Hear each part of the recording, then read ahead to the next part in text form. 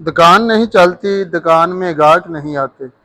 Factory ہے، factory نہیں چلتی، مشینری خراب ہو جاتی ہے، کام کرنے والے ملازم ورکر وہاں ٹک کے کام نہیں کر پاتے،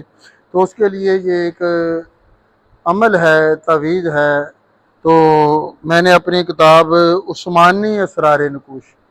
تعویذات کی کتاب ہے، جس میں ہر طرح کا عمل لکھا ہوا ہے تعویذات کے لیے، اپنے روحانی معاملات اللہ کی رحمت سے درست کرنے کے طریقے اس میں لکھے ہوئے ہیں۔ تو اس کتاب کے عثمانی اسرار نکوش کے صفحہ نمبر 190 190 پہ یہ نقش لکھا ہوا ہے، شفائے امراض تسخیر خاص و عام کے لیے۔ دکان میں گاہک نہیں آتے، گاہک آتے ہیں خریداری نہیں کرتے، سیل نہیں ہوتی،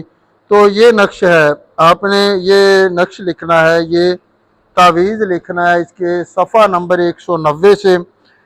لکھنا اس طرح ہے، صاف کاغذ لیں،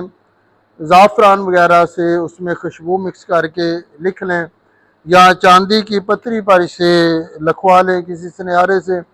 سبز رنگ کے خوشبودار کپڑے میں تھیلی بنا کے اس میں رکھے اور اپنے پاس رکھے، ہر وقت آپ کے پاس رہے، واش روم میں جائیں نکال دیں، دراز میں رکھیں۔ چند دن میں، زیادہ نہیں، چند دن میں اللہ تعالیٰ آپ کے حالات بدل دے گا، آپ کا نظام بدل جائے گا،